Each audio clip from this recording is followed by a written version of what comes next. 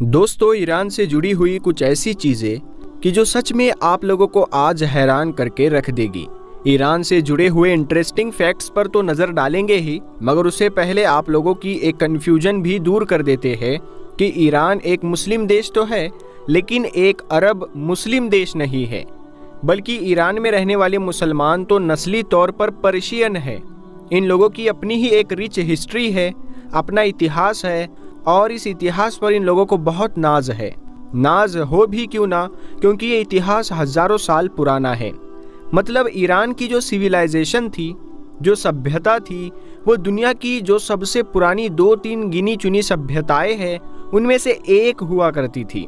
Cyrus the great, कि जिनको आज भी दुनिया के सबसे ताकतवर, सबसे मशहूर बादशाहों में से एक बादशाह माना जाता है, जिन्होंने दुनिया की सबसे बड़ी सल्तनतों में से एक सल्तनत कायम की थी, और जिनके बारे में तो बहुत सारे मॉडर्न मुस्लिम स्कॉलर्स ने ये भी दावे किए हैं कि रिसर्च से पता चला है कि शायद यही साइरस द ग्रेट ही वो जुल्करनैन बादशाह थे कि जिनका जिक्र कुरान में है। तो मैं आप लोगों को ये बताऊं कि इन साइरस द ग्रेट का ताल्लुक ईरान से ही हुआ करता था, बल्कि ये ईरान के अभी तक के इतिहास के सबसे मशहूर हुक्मरान गुजरे हुए हैं। अब दोस्तों, आज के ईरान पर नजर डालें तो इसका पूरा नाम है इस्लामिक रिपब्लिक ऑफ ईरान, जबकि इस देश का पुराना नाम हुआ करता था पर्शिया। बात करें झंडे की तो दुनिया के ज्यादातर देशों की तरह ईरान का झंडा भी 3 रंगों से मिलकर बनता है, जबकि इसके बीच में जो एक दूर से सिंबल सा महसूस होता है, मानो कोई लोगो हो, वो दरअसल करीब से देखने पर पता चलता है कि कुछ और नहीं बल्कि अल्लाह लिखा हुआ है, जो ईरान के एक कट्टर मुस्लिम देश होने को दर्शाता है। देश की राजधानी का नाम तेहरान है।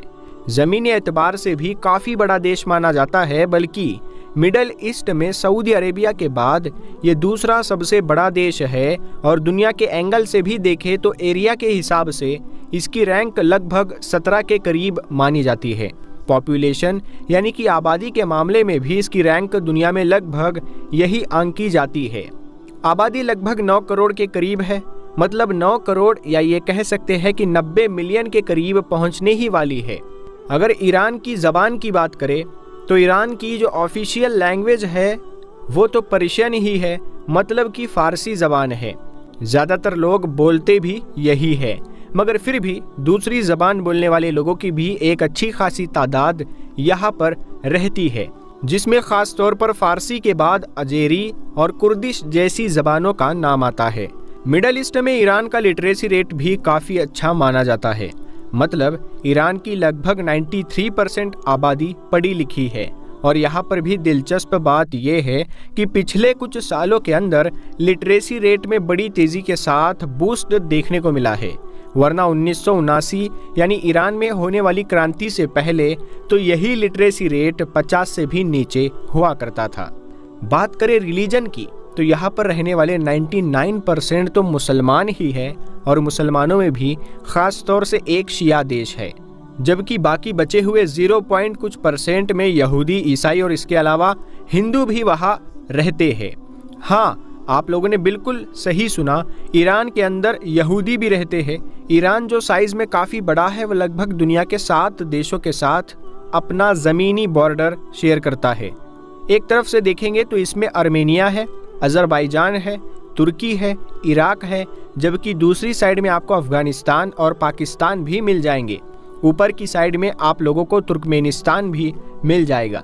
ईरान के पड़ोस में ही मौजूद जो अज़रबैजान नाम का देश है, वो वैसे तो एक मुस्लिम देश है, बल्कि एक शिया मेजॉरिटी मुस्लिम कंट्री है, मगर उसके बावजूद भी इजराइल और अमेरिका के बाद ईरान का इस दुनिया में अगर कोई सबसे बड़ा दुश्मन माना जाता है तो वो कोई और नहीं बल्कि यही अज़रबैजान देश है।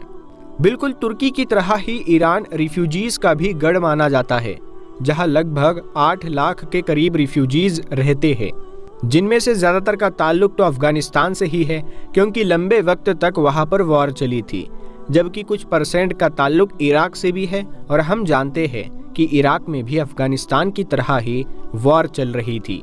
ईरान में बुजुर्गों की आबादी कम है, जबकि जवान लोगों की आबादी काफ़ी ज़्यादा है। और यहाँ के लोगों के बारे में एक ख़ास बात ये भी मशहूर है कि यहाँ के ज़्यादातर लोग कम से कम 2 ज़बानें ज़रूर बोलते हैं। ईरान का जिक्र हो और गैस और तेल का जिक्र ना हो, ये भला मुमकिन ही नहीं है। रिपोर्ट्स बताती है कि ईरान के पास लगभग दुनिया का 10% के करीब तेल मौजूद है, जबकि जहाँ तक मामला नेचुरल गैस रिजर्व का है तो रशिया के बाद दुनिया के दूसरे नंबर पर सबसे ज़्यादा नेचुरल गैस रिजर्व ईरान के ही पास है।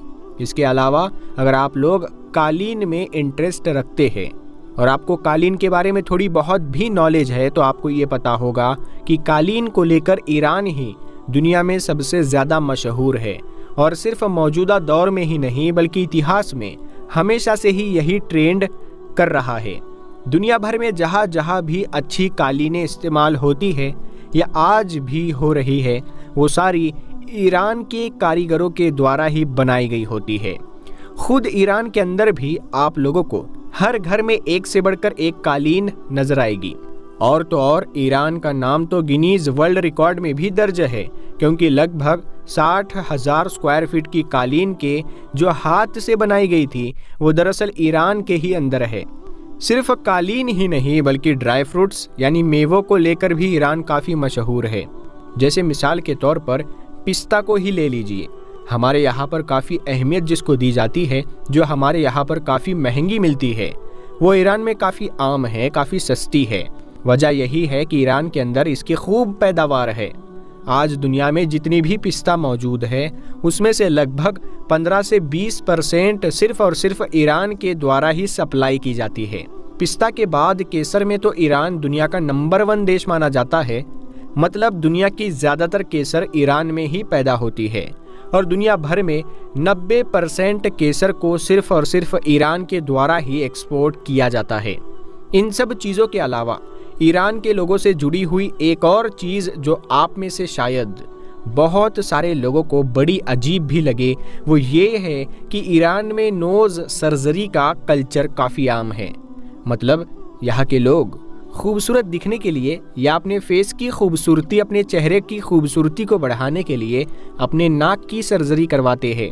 ये ट्रेंड ईरान के अंदर इतना ज़्यादा आम हो गया है कि आज के दौर में तो हर दूसरे तीसरे इंसान में आप लोगों को एक इंसान नाक की सर्जरी करवाया हुआ मिल जाएगा। अब जब ईरान में ट्रेंड ज़्यादा है तो जाहिर है इससे जुड़ी हुई चीज़ भी ईरान के अंदर काफ़ी एडवांस हो चुकी है। मतलब ईरान के सर्जन या फिर इससे जुड़ी हुई बाकी फैसिलिटीज़ वगैरह। और यही वजह है कि अब तो रिपोर्ट्स बताती है कि हर साल एक बड़े नंबर में मिडल ईस्ट या बाकी दुनिया के इलाकों से बेशुमार लोग ईरान में सिर्फ इसलिए आते हैं ताकि वो अपनी नोज़ का ट्रीटमेंट करवा सके, मतलब सर्जरी करवा सके। ईरान के लोग चेहरे से तो खूबसूरत होते ही है, ख़ास तौर से उनकी औरतें, क्योंकि जितनी भी अलग अलग तरह की रिपोर्ट्स आती है, जैसे वेस्टर्न देशों की तरफ से जो भी स्टैंडर्ड तय किए जाते हैं और जितनी भी रिपोर्ट्स वगैरह इस तरह की लॉन्च की जाती है, उनमें ईरान की औरतों को दुनिया की सबसे खूबसूरत औरतों में गिना जाता है। मगर साथ ही साथ ये लोग दिल से काफ़ी अच्छे होते हैं, फ्रेंडली नेचर के होते हैं। स्पेशली पिछले कुछ सालों से, मतलब अब तो इंटरनेट का ज़माना है, व्लॉगिंग का ज़माना है, लोग वीडियो निकालते हर देश में घूमते फिरते हैं, तो इसका ट्रेंड काफ़ी बड़ा हुआ है और लोगों ने अलग अलग देशों में जाकर व्लॉगिंग वगैरह शुरू की है। तब से वाकई दुनिया के सामने ईरान के आम लोगों की, वहाँ के कल्चर की और वहाँ के लोगों का जो नेचर है उसकी एक अलग ही तस्वीर निकल कर आई है। बात करें खान पान की तो बाकी मिडल ईस्ट के देशों की तरह यहाँ पर भी नॉनवेज खाना ही ज़्यादा प्रेफर किया जाता है और उसमें भी चिकन को सबसे ज़्यादा पसंद किया जाता है। वैसे आपको ये भी बता दूं कि इंडिया, पाकिस्तान और बांग्लादेश जैसे देशों से उलट ईरान के अंदर क्रिकेट वगैरह नहीं बल्कि सबसे मशहूर खेल फुटबॉल को माना जाता है। वहाँ की जो फुटबॉल की टीम है वो काफ़ी मजबूत मानी जाती है। यही वजह है कि आपने नोटिस किया होगा कि जितने भी दुनिया भर में फुटबॉल के टूर्नामेंट होते रहते हैं उसमें ईरान कहीं ना कहीं पर नज़र ज़रूर आता है। सिर्फ मर्द ही नहीं बल्कि ईरान की औरतें भी फुटबॉल टीम की हिस्सा है जो कि दुनिया भर में खेलती रहती है, मगर हाँ हिजाब के साथ। हिजाब का जिक्र आ गया है तो आपको बता दें कि आज से सिर्फ 40 से 45 साल पीछे जाने पर यानी 1979 से पहले ईरान बिल्कुल उल्टा हुआ करता था। अब आप कहेंगे कि ये उल्टा क्या होता है? तो वहाँ पर रज़ा पहलवी की हुकूमत थी कि जो इंसान अमेरिका के इशारों पर चला करता था और वो ईरान को इस्लाम से दूर करना चाहता था। बात सिर्फ हुकूमत तक ही नहीं थी बल्कि ईरान की सड़कों का नज़ारा भी बिल्कुल अलग होता था, क्योंकि जहां आज एक तरफ आप लोगों को इस्लामिक माहौल ईरान में नज़र आता है, उस दौर में ईरान बड़ी तेज़ी के साथ वेस्टर्न फैशन की तरफ बढ़ रहा था। उस दौर में ईरान की औरतें जिस तरह के कपड़े पहना करती थी, अल्लाहु अकबर, उस तरह के कपड़े उस दौर में शायद अमेरिका या यूरोप में भी हर जगह इतने आम नज़र नहीं आते थे। उस दौर की वो सारी तस्वीरें आज भी इंटरनेट पर मौजूद है, जिनको गूगल पर सिर्फ एक सर्च के ज़रिए से देखा जा सकता है। ईरान से जुड़ी हुई एक और इंटरेस्टिंग चीज़ ये भी है कि दुनिया के ज़्यादातर देशों की तरह ईरान में जो वीकेंड होता है वो हफ्ते और इतवार का नहीं होता है, बल्कि थर्सडे और फ्राइडे मतलब कि जुमेरात और जुमे का होता है। इसके अलावा ईरान का अपना खुद का कैलेंडर भी मौजूद है।